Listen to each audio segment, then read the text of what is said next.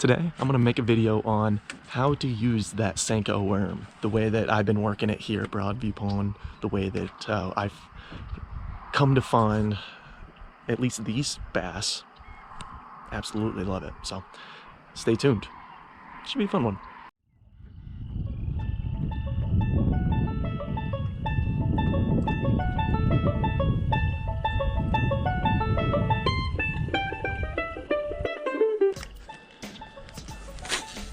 Try to get it to the bank as close as I can possibly get it.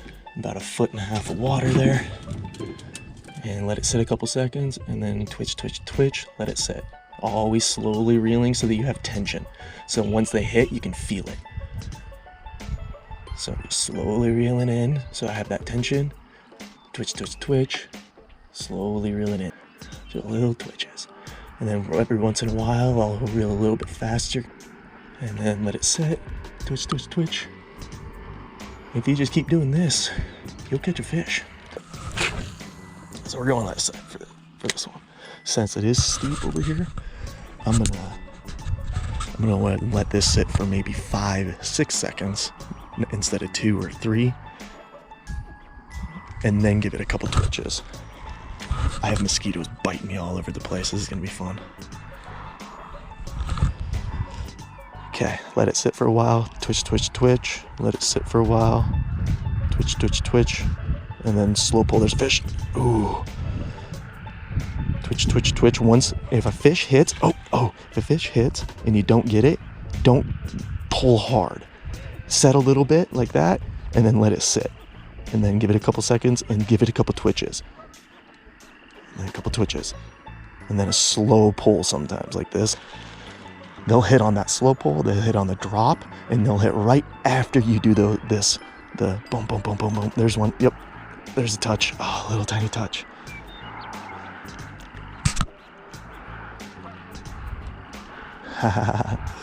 Just little touches. So you can tell when, ooh, come back. You can tell when it's a big smash, when they come up and just absolutely smash it.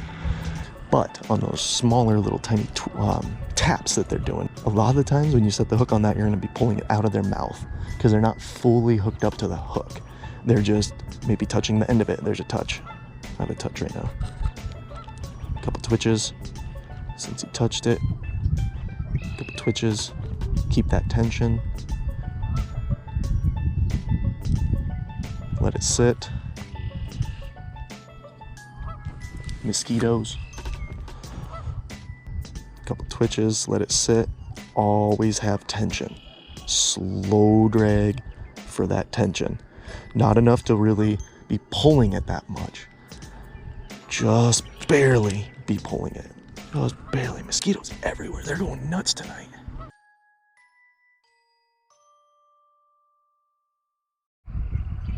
Okay, now I'm going to talk about where you would want to cast here. So if you're looking, there's a tree here, right? That tree's gonna provide cover for the fish. So anything close to that should have a healthy population of fish. And if you look on either side of this, either side of that tree, you'll see those cattails, the tall tan grass. They can get up in those cattails. Those cattails come out in the water a few feet, and the bass like to sit up in there and ambush fish as they come by. The bigger ones will sit in there. So the closer you can get to that, the better chance you have for a bigger fish. When all the bigger ones that I've caught are, unless I've seen them from the bank, I see a big one and I'm personally hunting it, I'll catch the decent ones right off the edge of the cattails. It'll hit the water, and as it's falling down, you give it that one twitch, and they'll smash it right on the cattails. If you look over here, on this side has a pretty big berm that's about 10 feet tall, and it gets really steep. So if you're going to fish this side, you need to be able to put it right on the bank. And this takes a little bit of going out and doing research. And you float around it, you canoe around it, and figure out where the spots are that has grass beds. I figured out that from right down here, maybe 100 yards down to about 50 yards above me here, there's a a pretty good grass bed that comes out 15, 20 feet. So the bass will sit up all through in that. Okay, we're gonna go to the tree. Right next to the tree out there. Let it sit. There's one already. One on. Oh, I didn't even pull. It was on the drop. He hit that. I didn't do anything. Yep, fish. Good one. Yep. There we go.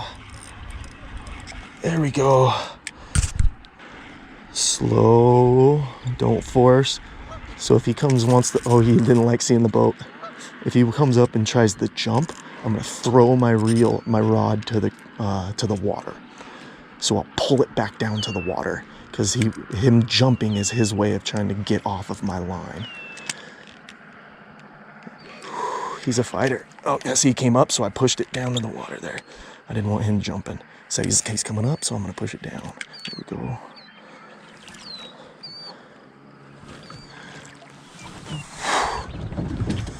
There we go, guys. There's a good fish. That might be over that pound that we were looking for the other day. Put him in the water. I'm gonna give him a little bit of a push.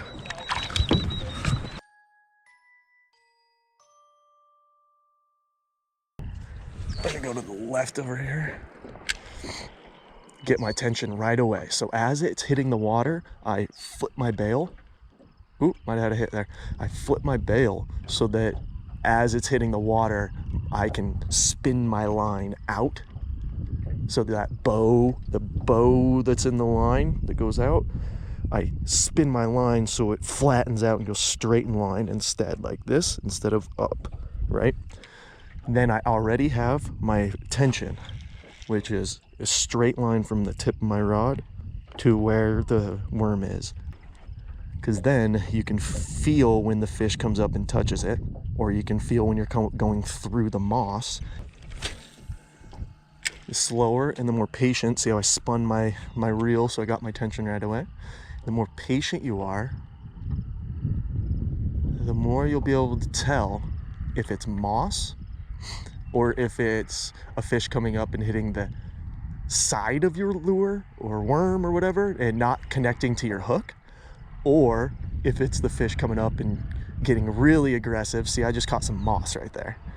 Had no resistance backwards on it and pulled right through. You can feel it release from the moss. So if on that, if you would set, you might scare a fish away that's been coming after it. But if you just slowly go through the moss, they lose the worm, potentially. They'll lose the worm and see it on the other side and go, ooh, there it is, and then bam, smash it because they lost it for a second, and now they're all super intrigued to see it again. Ooh, look at the sunset. Okay, I think I'm gonna move because I've been hitting this spot hard. Sometimes you gotta change it up. So all these little techniques, the slow drag is a money maker. The couple twitches is a money maker. The letting it drop for 2 to 5 seconds is a money maker. But change it up a lot. If things aren't working, try something different until something hits, and then do that same thing over and over again to that fish until it is either in the boat or it stopped biting. Because they'll keep hitting. I've had them hit like 6, 7 times before. Maybe different fish, but hey, I'm gonna believe it's not, okay?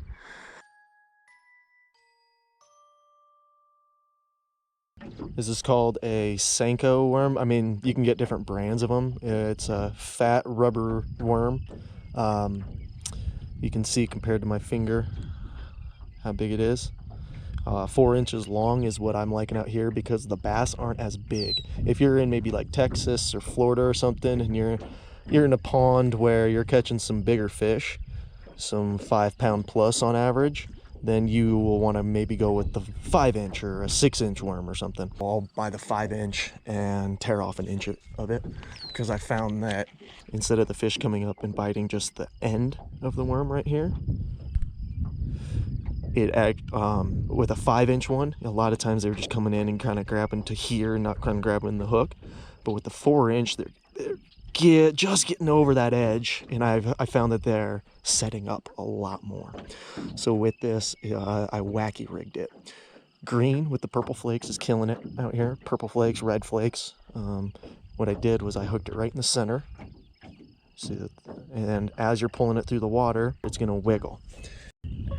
Go to a different spot. Right on the edge, baby. Right on the edge. Yep. Oh, that was a good set, guys. That was a good set. He had it in his mouth for 3 or 4 seconds. Whew. Before I sat, I waited for the pressure away from me because he was so... I wasn't paying attention, I was talking. Damn it. My bad, I lost my worm.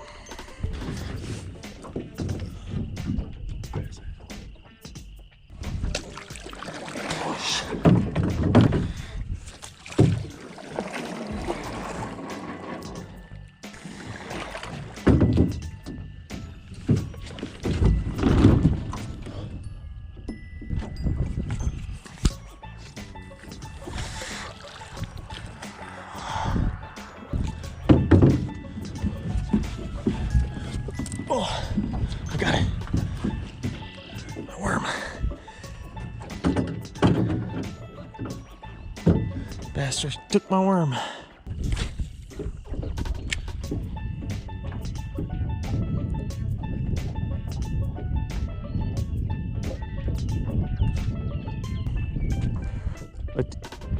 Yep.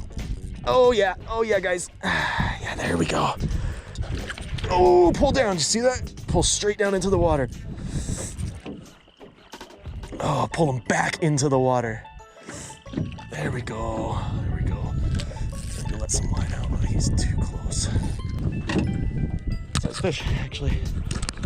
This is a good size fish. Yeah, there we go. Get the sunset in there real quick.